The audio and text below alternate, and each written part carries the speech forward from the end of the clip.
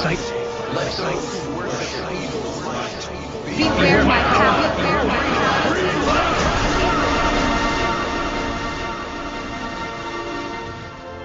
You're listening to the DCAU Review, hosted by Cal and Liam, streaming on Apple Podcasts, Google Podcasts, Spotify, and at DCAUreview.com. Now, here's today's episode.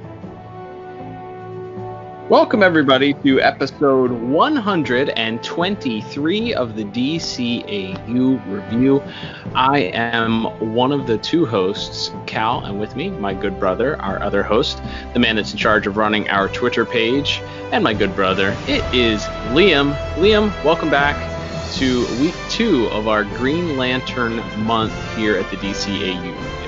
That's right. This is our first month focused on a single character, although technically we're cheating because we're looking at more than one Green Lantern, as is the wonder of comics and cartoons over the years. Quite a few people have wielded the ring, but yes, our first sort of character-focused month here. Got a lot of good feedback on our first episode and things people would like to see us review this month and that kind of stuff going forward. So yeah, I'm excited to get back into it and to continue with perhaps, I think for most DCAU fans, their favorite Green Lantern, that being an episode featuring John Stewart. Yeah, we put up an unofficial poll this past week on our Instagram page, which you can check out if you're not following us. Follow us at DCAU Review. Of put together some of the Green Lanterns from Sector 2814, and pretty sure the unofficial results, John was pretty much the overwhelming winner. There were some votes there for some of the others on there, but yeah, John is the DCAU Green Lantern just because of the sheer amount of appearances that he's made in the DCAU. So it's only right that we focus this week's episode on him. Of course, we talked about last week, week 1. If you missed it, check it out in the archives at DCAUreview.com. We talked about Kyle Rayner, and he was officially the first appearance of the Green Lantern in the DCAU. So, well, actually, I guess technically it was Evan Seward because he made an on-screen appearance in the Green Lantern costume first. But, semantics there. But anyway, moving forward here, we are going to talk today, Liam. We are in the world of Justice League because that is where we first met John Stewart, and we are discussing the episode Hearts and Minds, which is the Justice League Season 1 episode. Season 1? Season 2 episode. And that originally debuted on October 25th, 2003. Liam, that means just next month we will be celebrating the 17-year anniversary of that episode. Before we get into discussing our 4 categories and giving a official score for this episode, though, Liam, I know you are well prepared and ready with the Internet Movie Database, the IMDb official synopsis for this week's episode. Yes, and the great news about it is since we're covering Justice League, it's 2 parts, which means I get 2 synopses to read. Oh, yes. All right, and these are the synopses for Hearts and Minds, parts 1 and 2, which were written by Keith Dameron, directed by Butch Lukic, with music by Lolita Ritmanis and animation by Coco. And these synopses read as such. After learning of his mentor Katma's fall in battle, the Green Lantern travels to a world at the edge of the galaxy to investigate. And for part 2, joined by Hawkgirl, Martian Manhunter, and the Flash, the Green Lantern and Katma face the fanatic cult leader Despero in an effort to stop his plans to conquer the galaxy. All right, well, those are pretty good. I don't find any fault with those. Yeah, those are pretty solid. That is sort of a good way to jump into our plot from there. Episode starts out hot. We see Katma Tui and some of the other Green Lanterns, which we previously met in the episode In Blackest Night, like Gallius and Arcus Chummock, as well as Kilowog. They're sort of pinned down. They're in the middle of this firefight that they are losing. Gallius and Arcus are killed, and Katma tells Kilowog to go get some help, and that's sort of where we get our cold open of the episode, is that even the great Green Lantern Corps here is really overmatched against this new threat, which we find out later to be sort of a very classic Justice League villain, that being the man with three eyes, Despero. Yeah, and so this is one, Liam, we did not have this one on videotape, as we so often talk about. We did not have cable at the time of this show being on the air, or at least I did not. So this was not one that our grandfather had videotaped for us, and one that we had seen very often. So it wasn't until the DVDs came out that we were able to, I think, watch this one maybe for the first time, or you may have seen it in the original run, but I did not. So this is one that I wasn't as familiar with, and for whatever reason was not heavily in the rotation even after getting the DVDs. So this was sort of a fresh take on this. There were twists and turns to this episode that I wasn't didn't quite remember, and definitely was not as familiar with this episode. So I didn't have as many memories, or I came in a little more fresh with this week's episode than I would on a normal week. Mm-hmm. Yeah, no, I think I definitely had seen this one a couple times, maybe when it first aired, but it was not. Yeah, I agree. It was definitely not one that we went back to a lot once we did have it on DVD. So yeah, it was really an interesting, fun experiment to kind of jump back in with an episode we're not as familiar with, compared to some of the more famous ones like the Justice Lords or Starcrossed or something, which we've probably each seen, at least half a dozen times or so. This one was definitely a more unique experience. And I was familiar, so we always like to talk about things, that how we were first introduced to characters. Maybe we were familiar with the Despero character for a couple of different reasons. I don't know if you remember, but there was a Justice League Super Nintendo game. It was a fighting game, real combat type style game. Justice League Task Force. There you go.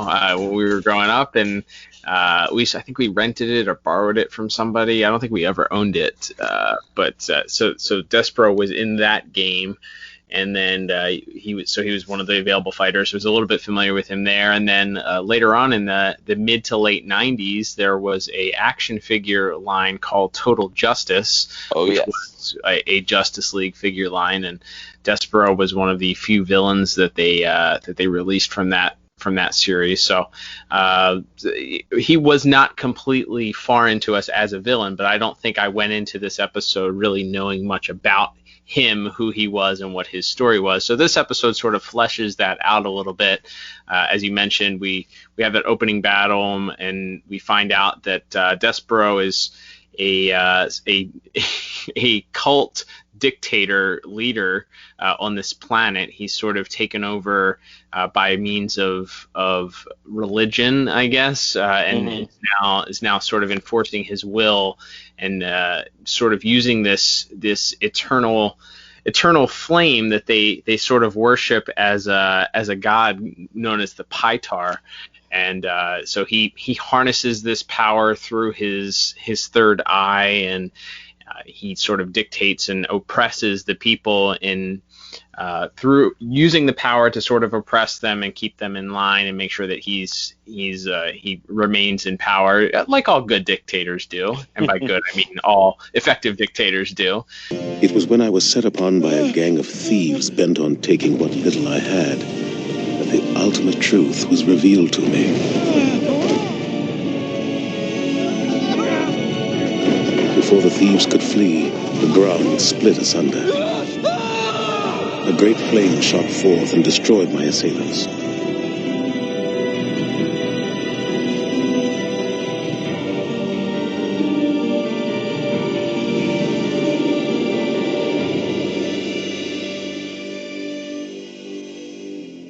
But I was spared. My third eye opened, and the flame spoke to me in a voice only I could hear. It told me of a time when Kalanor would become a paradise. Pytar charged me with the honor of leading my world to greatness and spreading its light across the galaxy. Your story sounds a little derivative. You doubt my word? Behold, the flame of Pytar. Wielding the power as it were, and making sure that he crushes each and every person in his wake. So after Kilowog escapes the initial battle and arrives on Earth, and which is weird because he fled the planet, the battle between him and Despero's men, and he didn't really seem to have suffered any damage, but then all of a sudden he just crash landed on Earth, and he was kind of in worse for wear, almost dead, it seemed. Yeah, I don't know if the implication there is that like some of Despero's forces followed him. That again wasn't shown. He just sort of flies up into the sky and disappears, or if he just like he was going so fast and he came in so hot that he couldn't slow down, in which case he's just kind of an idiot, I guess. But yeah, that didn't necessarily make a lot of sense, but it sort of gives John Stewart his call to action as they found him. Kilowog's able to say that Kamatui, this Green Lantern, who we later find out was John Stewart's trainer, as well as maybe some other things, and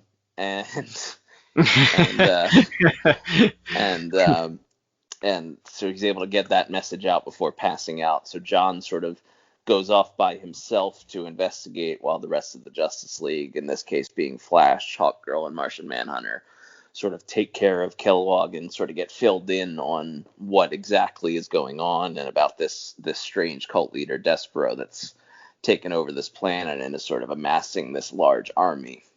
Yeah, so he's amassing this army, and he's going to use his power to sort of, I guess, spread from planet to planet is ultimately what they determine that he's doing. And the subplot is that John has sort of been affected after he's captured and thrown into the Flame of Pytar. He's been affected by Despero's power, and that affects his ability to use his ring, which seems like I don't know, it seems like a familiar trope that they use here, that in order to make him more vulnerable, or because he has this overpowered weapon, they have to find a way for him to not be able to use it in order to make him relatable. We see this obviously in Savage Time, which we covered back in the archives at DCAUreview.com. And I believe there has to be, I'm sure, another episode where this seems like a familiar trope. I want to say maybe Warworld, or no, maybe in Blackest Night, where they take away his power ring and he's not allowed to use it, and it's really the only way that you can make him sort of humanized. And it's like in this episode, it just kind of feels like a distraction that didn't need to be included. Yeah, I don't know. Like, I think I think there's some interesting stuff in here, and that to me is sort of the John Stewart being at sort of this crossroads where he's back with his ex, who is also his teacher, and he sort of has and if we had focused more on that, and then sort of juxtaposing that with his sort of budding relationship with Hawkgirl, as well as sort of who he is as the Green Lantern of Earth and part of this Justice League now, like if it had been more of like a character study on him and sort of who he was when he was when he was first recruited to the Corps, and versus who he is now, and he sort of has he has this crossroads moment where he has to choose whether or not to go back to the Justice League or to sort of revert back to his older ways. Like, that could have maybe been more interesting. But yeah, just doing the bit where, yes, they establish that Despero's power, he has the power to affect people's minds, brainwash people and such, and so apparently, yes, he's able to sort of just break John's connection with his ring and with his ability to sort of focus his willpower. But I think that's also, when you do something like this, the resolution is always just like, at a certain point, it just has to work again. Right. And that's kind of what happens here, is that near the end of the episode, Despero has captured Katma-Tui, Hawkgirl, and John. He brainwashes Katma. He's about to brainwash Hawkgirl, and John just sort of is so I guess incensed and angered by Despero, harming these two women that he cares for, that he suddenly gains his willpower back and gets the ring back. And like, it's not terrible or anything, but I do think if you, instead of doing the thing where his ring doesn't work, if you maybe took it a different direction and just sort of did it more as an open character study of kind of who he was when he was first a recruit of the Corps, and kind of what his past represents to him versus his future, I think that would have been more interesting than just his ring doesn't work for part of the episode, and then it does. Yeah, I see. I mean, I see what they were going for, and like you said, it certainly implicated that his relationship with Kat Matui was more than just student teacher. I mean, there was plenty of subtle commentary from whether it's lines from The Flash where he talks about it being a teacher's pet. We underestimated Despero's real power. The others never had a chance. I was lucky to get this far. I lost some good friends back there. And what about this Kat Matui? I'm not sure what happened to her. She was the Green Lantern who trained John. They must have been close. Very close. He was teacher's pet? Go GL. But obviously there was some sort of romantic relationship in between the two of them. And of course they have Hawkgirl in the storyline, and obviously we have the foresight of being able to see how their relationship eventually sort of comes together. But at this time, this is before they had completely fleshed out that they were going to be a couple, and this is more of the story of how they got to the point where they did. So yeah, it's interesting. I think there are interesting things that they touch on, but yeah, the trope of his ring not working and him being, oh well, he has to relearn how to use the ring. I didn't really like that. I care for that too much, I guess, is what I'm looking to say. Ultimately, also, there's no real explanation at the end how he's able to sort of override the issue that he had to begin with, where his mind was affected by Despero's power. He's in there, he sees that Hawkgirl is about to be tortured or killed, or that Despero is going to use his power on her, and he just sort of basically uses the Force and calls his ring to his hand and is all of a sudden able to use it again. So it not really explained. It's not really touched on as to why. I guess the implication is that Hawkgirl being in trouble was enough for him to get his groove back, but again, it's not really explained clearly either. Yeah, I think that about covers it. Like I said, the other sort of subplot here is this resistance that they're all working with is Kilowog builds a bomb that they want to blow up this flame of Pytar to sort of cut off Despero from his power. So while Katma and John and Hawkgirl are captured, Martian Manhunter, Flash, and Kilowog go to do that, and then Martian Manhunter figures out that the flame is actually a living being, and the flame is able to speak through Jean, and that sort of convinces the rest of the people of Despero's world to lay down their arms, and that's sort of the end, is that, and that sort of allows the planet to be restored to its former glory, because they sort of set up that it's this barren desert of a planet, but that allegedly this flame of Pytar will one day lead them back to paradise, but it wasn't through sort of the warring ways of Despero. It was through laying down their arms is when the planet could be restored, and trees spring out and sort of greenery springs out all over the world and swallows Despero and all of his minions up, and I guess turns some of them into literal trees. Yeah, it's like the poison ivy. It's like, maybe this is a reverse Easter egg of where poison ivy got that toxin. It's okay. Also the same magic based on the flame of Pytar. Okay, I like it. Yeah, I mean, definitely $1 in the bad episodes jar for bringing up eternal youth, but yes, that's sort of the ending there, is that the flame of Pytar restores the world and sort of takes care of Despero and all of the bad guys for them. And then sort of Katma asks John to stay, and he says that he can't, and that he tells Hawkgirl that he has more clarity about who he is now, and that's sort of the end of our episode. And again, I feel like if we had focused more on this just being who John Stewart is as a character, and sort of what are the contrasts of who he was when he was with Kat Matui and was a regular member of the Corps versus who he is now that he's part of this Justice League, I feel like that was a more interesting route, and kind of just going, like we've said, his his ring don't work so good route was not necessarily the way I would have gone. Like I said, I don't think it's a terrible episode, and there's some good stuff in there. I like the Flash and Kilowog buddy relationship. I think that's fun. Yeah, I was by the end of this episode, I was championing for a Flash and Kilowog buddy cop TV show. Yes.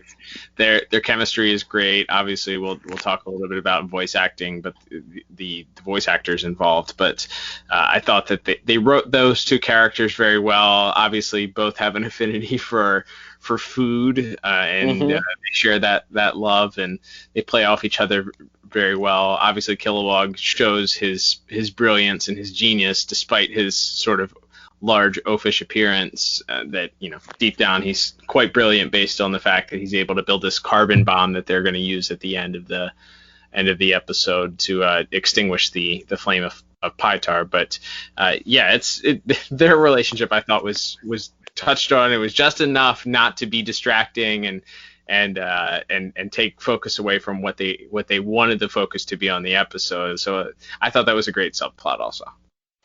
Yeah, and there's even a nice little bit of a character moment, I think, for Flash that harkens back to Savage Time when Hawkgirl leaves John behind and Flash sort of yells at her for it. And here we see again when Despero's forces sort of attack the Resistance base, and John and Hawkgirl and Katmatui are sort of left to defend them so that they can get away and go try to drop this carbon bomb in the fire. Flash, again, is very conflicted about that, but is sort of convinced by Kilowog and Martian Manhunter that that's their job today, is to defend us so we can go hopefully put a stop to this. And Flash sort of reluctantly goes with them. So I was like, yeah, that's some good character consistency there for Flash. Yeah, I agree. Always good to see his character explored. Of course, he gets more fleshing out later on as we go through, and ultimately in Justice League Unlimited. But I think this episode does a good job of exploring his character a little bit. Also, you also get a little bit of Hawkgirl here, as we said. You know, she's ultimately building towards this ultimate betrayal of her and John, but you get a little bit more insight of her attraction to John and bickering with him in the opening scene as they're trying to do some work on the watchtower, and their continued flirtation throughout, and ultimately her sort of there are moments that she witnesses between John and Katma that sort of, you know, they at least allude to her being a little bit jealous. She doesn't come out and say it, but at the end, with John's decision to ultimately leave Katma and the planet that they were on to, you know, go back to be with the Justice League and to continue defending his own sector, you know, Hawkgirl is pleasantly surprised, and ultimately John is able to sort of quell her fears and feelings of jealousy. That Katma's quite a woman. Yeah, a good teacher too, but some things can't be taught. Some things you only get through experience. Like? Clarity. And we should mention here, as we're wrapping up plot, there are a couple of name checks of a Green Lantern named Raynor, who apparently went off to train with Katmatui shortly after getting his ring. And when it appears that John Stewart is unable to use his ring, Katmatui also suggests that they'll have to recall him to replace John on Earth. So he's still out there somewhere, folks. Maybe we'll even see him later this month one more time. But yeah, overall, like I said, I don't think it's a great episode. There's some interesting stuff. It furthers some of the GL Hawkgirl stuff. It obviously comes to a head at the end of this second season of Justice League. But overall, like I said, I think it's just all right. And for all those reasons, I gave plot a 6 out of 10. Yeah, I ended up giving it the same score, 6 out of 10. The other thing, I couldn't quite figure out what they were trying to say. I don't know if this, a lot of times, some of these more obvious plot points here, as I said, you know, this is a dictator that's sort of leading his planet through intimidation and religion, and it's hard. They didn't pick one specific thing to go with here. They didn't choose like, oh, this is a cult leader that's, you know, manipulating his followers by disguising them and hiding behind a religious prophecy. Like they use a little bit of that, but they also then sort of just use a straight up dictatorship. There's they even use the Nazi salute as sort of the symbol that they do to align themselves with Despero. So it seemed like that they wanted to say something or had a commentary about something, whether it's separation of church and state or whether it's, dictatorships are bad. I don't know. It didn't quite come clear, and which is why it's maybe if they were making more of an overt statement, I could comment on it and feel one way or the other, more positive or more negative about it. But it sort of just kind of ended up just kind of flapping in the wind a little bit, with not quite sure what direction they were going in or what they were trying to say. Yeah, when the flame is sort of speaking through Jean at the end of the episode, it's talking about how sort of the message of the flame is one of peace and prosperity and harmony, and how Despero has sort of distorted that message for his own gains. It's like, so yeah, that's obviously playing on sort of, that could be playing on sort of religious extremism and religious cultism in the real world. But as you said, there's also some sort of straight up fascist Nazi imagery to go along with that. And while those things can go hand in hand in the real world, they're not always the same. So kind of mixing, so being sort of half religious cult, half just fascist warring army makes for, I guess being bad is bad. I think that's what I got out of it at the end. Yes, indeed. Bad. Evil is bad. Got it. Yes. Thanks, Justice League. All right, Liam, let's move on to our visuals and animations. I think that, to me, this was the strongest part of the episode. I definitely think it was the strongest part of the episode. There was a lot of things that popped off of the screen, a lot of opportunity for them to explore and have some fun with some alien creatures and some designs. Anything stick out for you specifically? Yeah, I like the design of Despero's home world. I think they went with sort of like sort of a Middle Eastern style look to the town. It's a lot of it's all in the middle of the desert, and there are these sort of villages, and a lot of them are in sort of these robes and everything. And I like the designs. We get some different alien designs. Most of them are sort of the same species as Despero, these purple aliens with these fins on top of their head, but there are some other cool alien designs that we get to see throughout the episode. So it looked like, I thought the character designs and everything were really quite cool. I like seeing, as we said in the opening of part 1, we get to see sort of a group of the Green Lantern Corps in action, which I guess we saw a little bit of in Blackest Night, but to sort of see them in a different light, seeing them sort of overmatched by this giant armada that they're facing off with, I thought that was really good.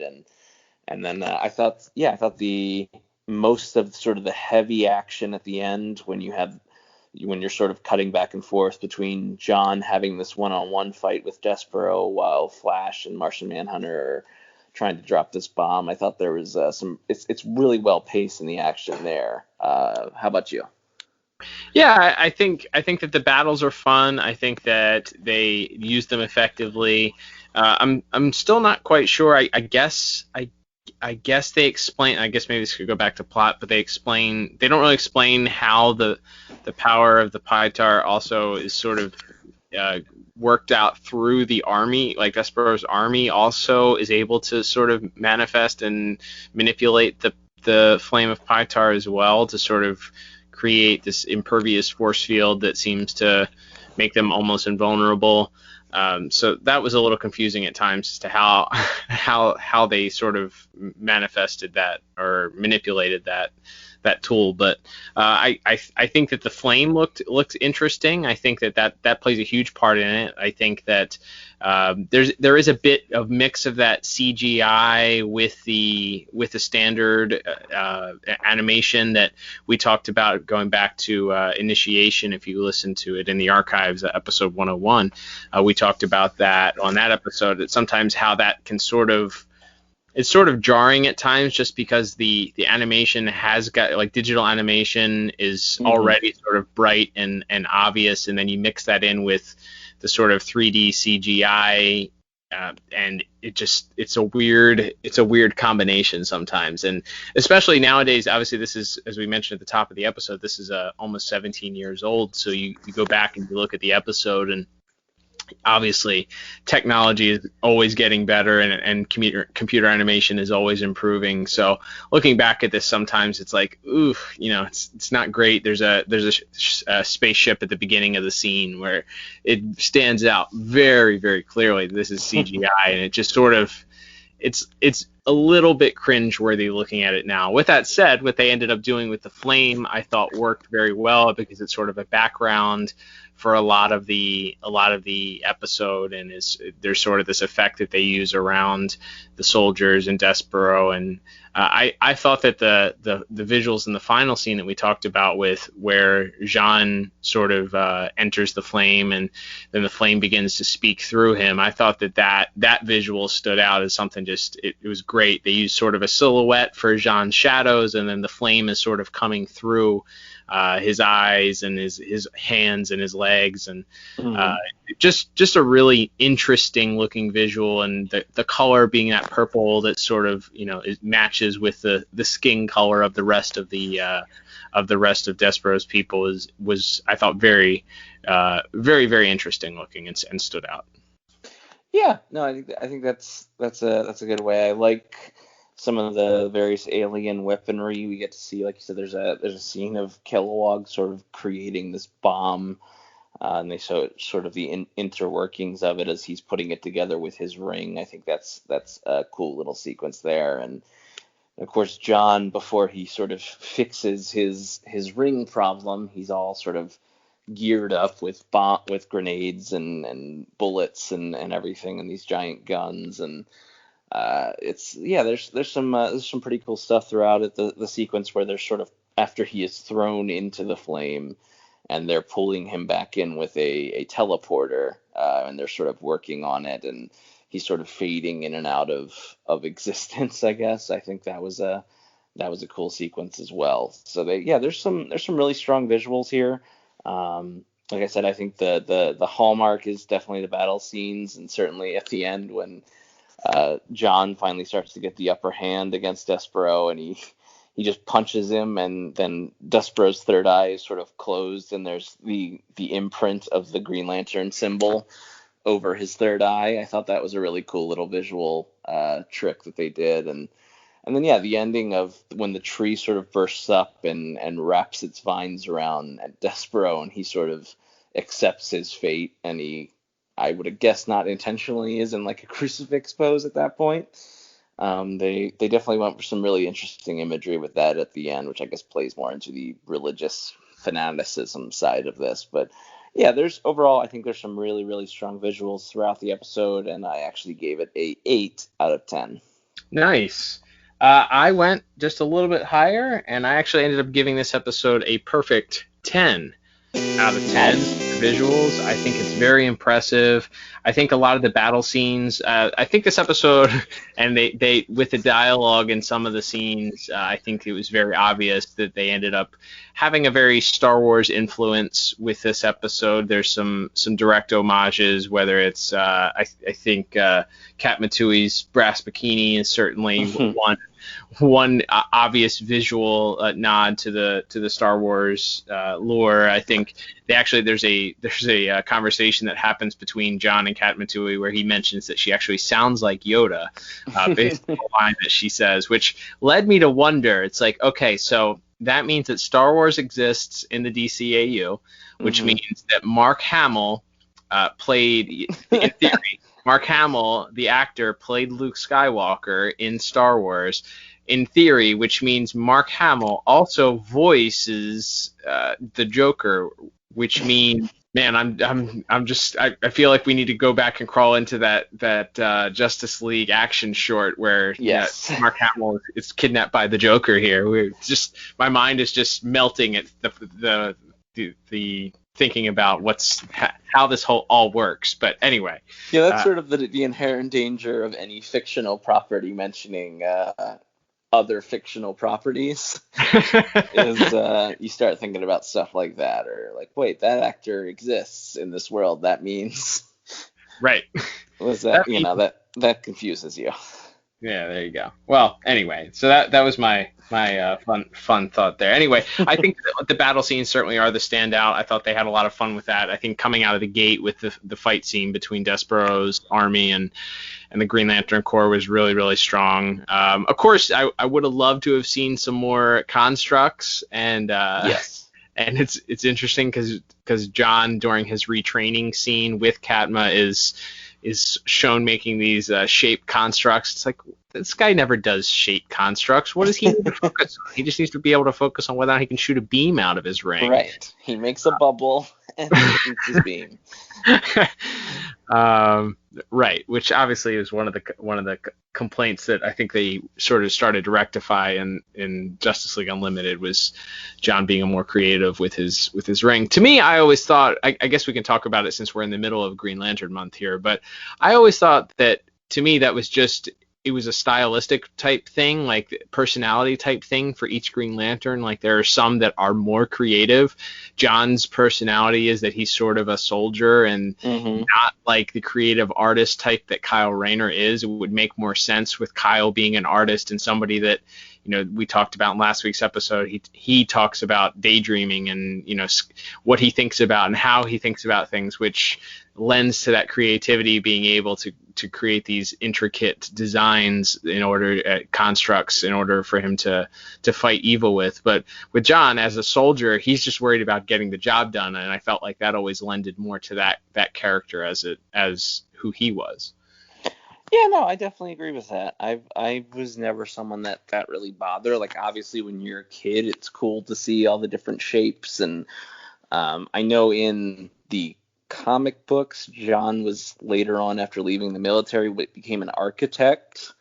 So I think it makes more sense maybe in the books for him to be a bit more creative with his constructs. But in this version, so far as we know, he was a military man. So yeah, it would make sense that he would be less interested with creating sort of wacky shapes or imagination so much as just, what can I do to get the job done as this soldier and as this sort of very focused man that we've met since the first season of Justice League here. So yeah, I never really had a problem with him not using constructs, but obviously I get it. It is very visually interesting to have the Green Lanterns be able to do that. Not many Easter eggs in this week's episode, Liam, from what I saw visually, other than, like I said, maybe Kat Matui's brass bikini. But there was a creature that popped up in the middle of one of the scenes walking through that sort of had a thing from the Fantastic Four type look to him. I don't know if you caught that. He was sort of walking through in the middle, I believe it was in part one, through one of the scenes in one of the villages. I think when John first puts on the sort of cloak and he's trying to locate Kat Matui, there's a creature he's short and has like rock-like features to him, and he's wearing like the blue spandex shorts that the thing wears. So I was thinking maybe that was possibly a nod to him, but other than that, there wasn't a whole lot of additional visual Easter eggs in this week's episode. Last thing I will mention, and we may have the opportunity to talk about this later in the month, is this is our second appearance in I guess maybe he was definitely in last week's episode as a cameo also, but one of the first appearances that we get of Kilowog in action here, and we know that's a character that changes his look as we progress throughout this series. More than once, in fact. Yeah, multiple times. What are your feelings on this iteration of Kilowog? Yeah, like I said, I think it's a lot of the fun with Kilowog, I think, is more just his personality that's showcased in this episode. Like I said, there's this sequence where he and Flash go to John's apartment to find his power battery and get accosted by his landlord. Good Lord, what is it? What are you doing in my building? And why are you wearing Mr. Stewart's clothes? Ma'am, we can explain. Yo! Ouch! Lady, please! Mr. Stewart has told me about monsters like you. Well, I'm not gonna let you suck out my brains. Ouch! Lady, we're his friends. The good guys. Found it. Knock it off, lady. I'm... Oh. What are you waiting for? Ah! No! Nice meeting you, man. If we ever need a replacement for Hawk Girl... And don't come back!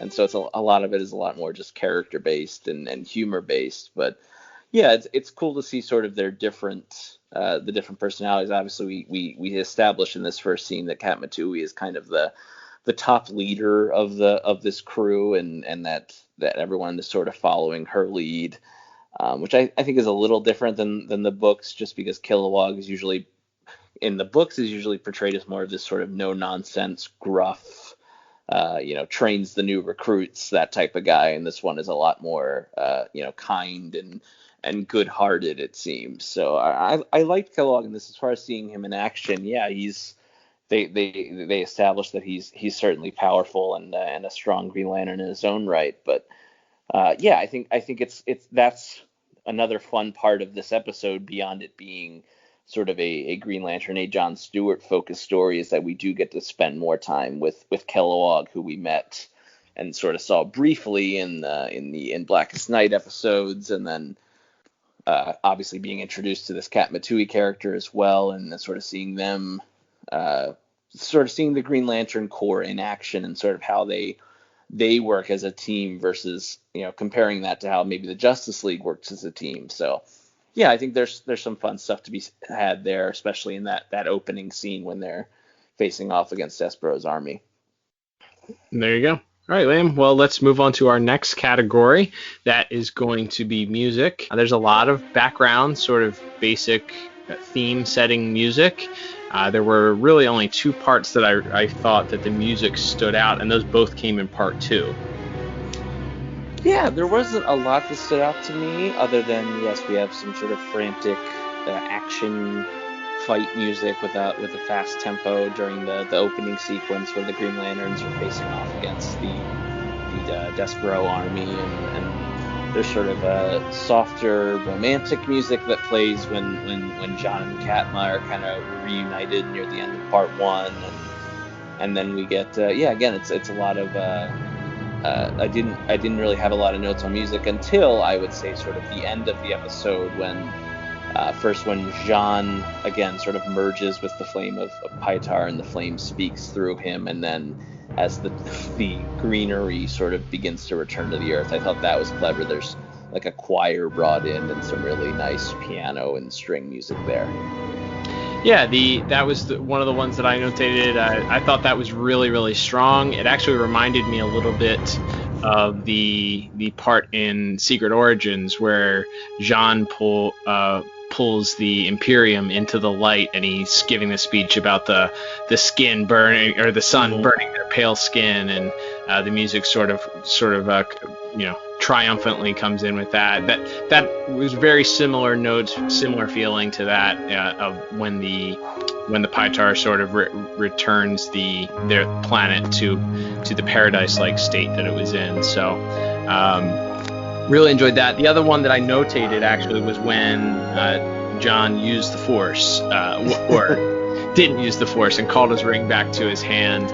I thought that the music coming in at that point and really swelling and created a great atmosphere for the music there.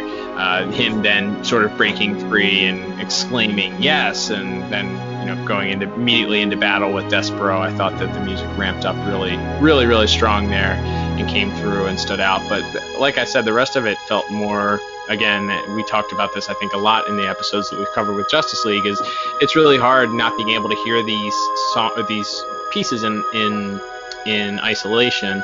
And even if we were able to hear them in isolation, a lot of them seem to have been composed as more of a background mood setting music, and less to be the focus than they are in some of the other cartoon DCAU cartoons that we cover. Yeah, absolutely. Like I said, I think a lot of it adds to the atmosphere, but none of it really is that strong themes like we would get in Batman or even Superman. That being said, like I said, I don't think it's bad, and the music at the end is pretty strong. So I gave music a 6 out of 10. Nice. I am right there. I gave music a 7 out of 10. I think those two moments that I mentioned were strong enough to pull up that score from just an average score. But yeah, would be nice to hear these songs in isolation. So. Sure Anyway. would. Moving on, Liam, let's finish this episode out with our final category of the day, which is going to be voice acting. A couple of famous actors here, one of whom we've already mentioned, played a minor role, at least one or two minor roles on Superman the Animated Series. I was pleased to hear. And a couple of other more famous voiceover actors that you probably will recognize their voice without recognizing their name. But let's talk about today's voice cast, Liam. Yeah, it's a pretty big one. And it's a big guest cast. There are, as you mentioned, quite a few famous voice actors who you may not know by name, but there's like Carlos Ferro as Rodako, who's sort of this resistance fighter who eventually turns on the resistance and joins with Despero. We have Pepe Cerna as Shiftlet, who's another one of the resistance fighters. I think they both do a good job. Should mention we have a brief appearance of Rene Auberjonois as Gallius before his untimely death at the start of the episode. And then we have our main voice cast guest. We have Kim, my guest, as Kat Matui, and she also voiced John Stewart's landlord. What did you think of her performance? I thought that her performance as Kat Matui was fine. There were times where I felt like they could have gotten a better performance out of her. There were times where she needed to show emotion, and I thought she didn't show a lot. But there were other times where I felt like she was good. So maybe inconsistent was how I would go with it. Yeah, not bad by any means, but it wasn't consistent enough for me to say this is a great performance. I think that's fair. And as you alluded to, Cal, we have Dennis Haysbert, who folks might know from 24 or Allstate insurance commercials, or dozens and dozens of other roles over the year. Dennis Haysbert as Kilowog. Again, like we've already talked about in plot and visuals, it's a lot of fun to see Kilowog not just be in action, but also get to sort of show that he is still a smart and competent Green Lantern, he's also sort of this very nice and kind-hearted person, and he and the Flash sort of have this bond that we talked about, and I think he does a great job. Love Dennis Haysbert. It's funny, for some reason in my head, I always had Brad Garrett as the person doing Kilowog's voice. But I think that Dennis Haysbert surprised me, shows a lot of fun emotion. He's a little bit cheeky, as our friends across the pond might say. I think it's great. I think he did a great job, and he has some subtle humor to him, with also being like the innocent child at the end as they're leaving him behind with Katma. Goodbye, Shiftlet. Good luck to you all. Hey, Kilowog, bratwurst, my place next week. You're on, Poozer. What's a bratwurst? Yeah, like Flash yells out at him that he's coming over next weekend to have some bratwurst. He goes, okay, sounds good. And then he goes, what's a bratwurst? And it just delivered perfectly. I really, really, really thought it was great. So I think his performance is really strong. For sure. And then, yes, our main villain of the piece, that being Keith David, who, if you don't know the name, you might know him from movies like They Live, or as the voice of the main villain in Disney's Princess and the Frog, as well as a million other roles, including a role in the last season of Community, which puts him in a special place in my heart. But he's great, and he's very over the top. Like we said, Despero's character is part fascist dictator, part religious extremist, and just all around evil, but he's not Skeletor about it, though. Like, he manages to be like kind of a generic villain with this motivation, but Keith David's performance is for whatever reason, it's just pitch perfect for it. I admit I'm puzzled as to how you survived the Pytar, but it's just as well. Killing you is a waste, and I could make better use of your talents in my army. We're not interested.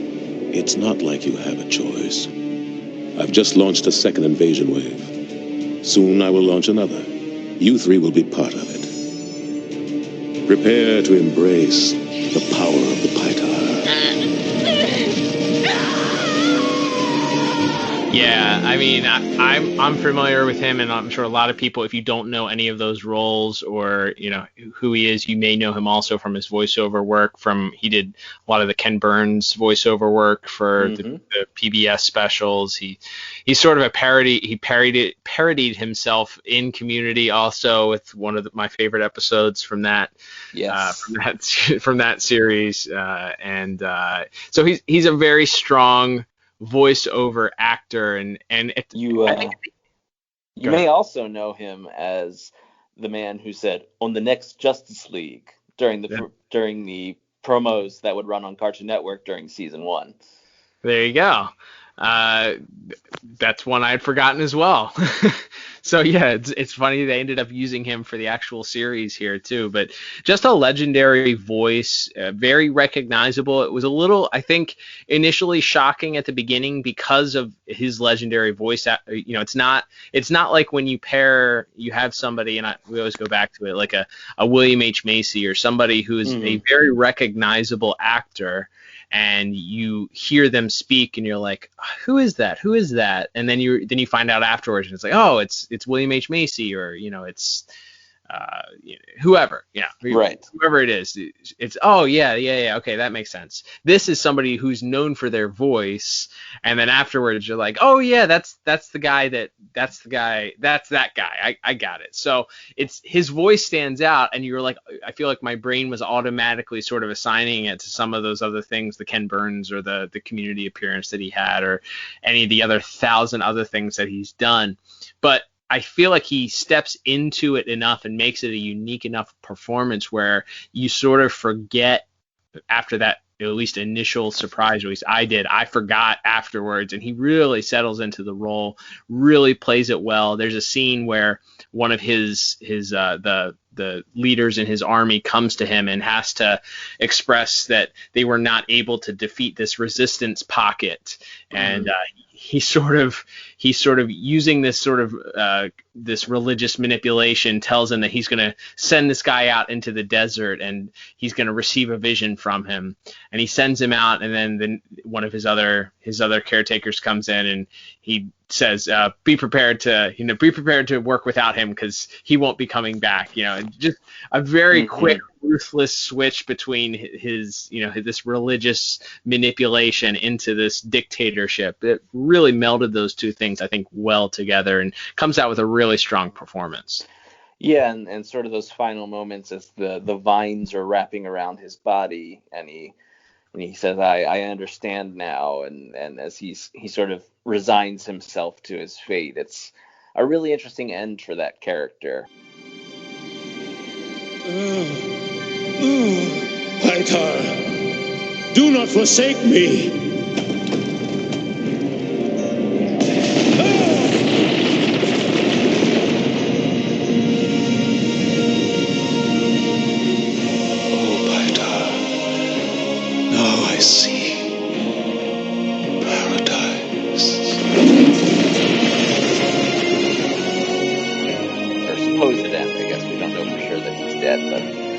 Not make any subsequent appearances in the show, so we can assume that he is. Right. But yeah, I think he's phenomenal. And then other than that, we have our main Justice League cast, a small cast. We have just 4 of our 7 Justice Leaguers. We have Michael Rosenbaum as the Flash, Maria Kanellis as Hawkgirl, Carl Lumbly as the Martian Manhunter, and of course Phil Lamar as John Stewart, the Green Lantern. It was a small cast, and I think that kind of benefits it because you had Kat Matsui and Kilowog, and you were giving so much screen time to the villain. I think it's probably good that we didn't try to work in a Wonder Woman or a Superman as well, because they those characters, as great as they are, tend to pull focus. Yeah, they would. I think having these episodes, which is why this series is so great, is you have these episodes that were allowed to stand on their own without having a member of the DC Trinity involved. Obviously, Wonder Woman is a character that we didn't know before this, but so many of the episodes in Justice League could have been overshadowed by having, Batman or Superman in it, and that's a character obviously that had their own series and we know a lot about. So this sort of being able to explore these other characters, and I mean we get multiple seasons of that as we get into Justice League Unlimited of even further exploring the DC universe in this universe. So I think that this episode is a prime example of being able to stand on its own without.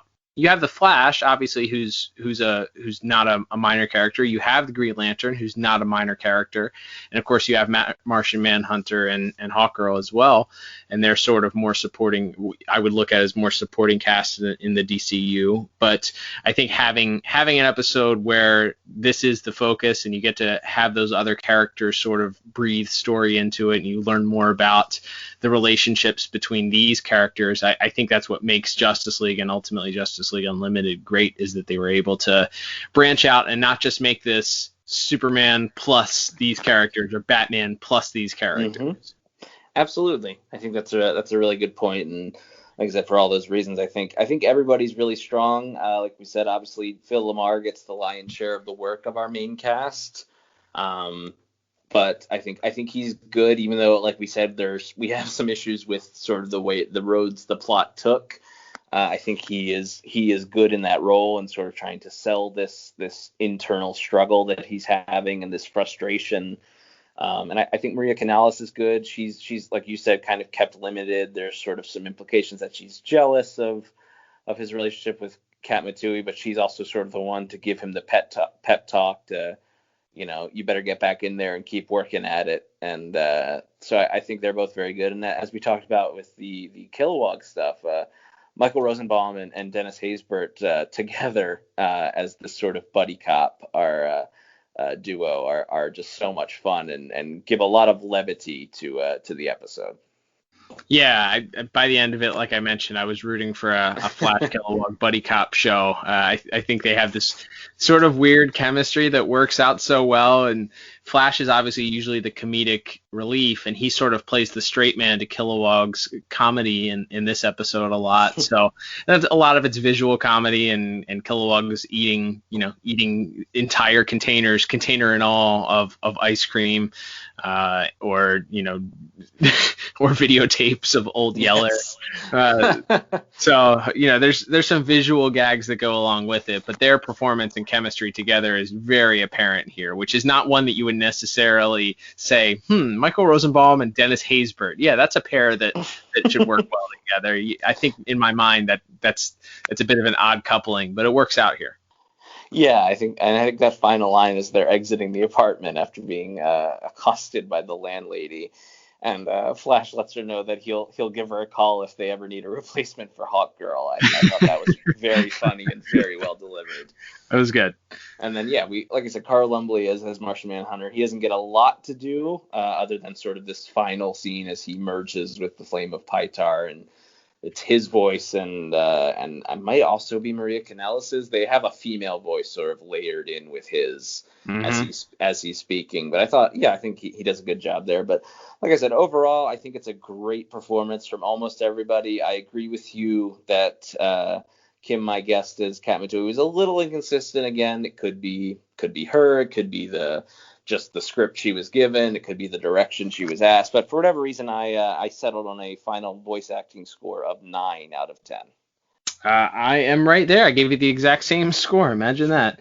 9 out of 10. I think it's very strong. I think it with a little bit more consistency, we probably would have bumped it up to a perfect score out of there for Kat Matui, but overall, very, very strong regardless there. Great voice cast and some legendary voice actors there in that.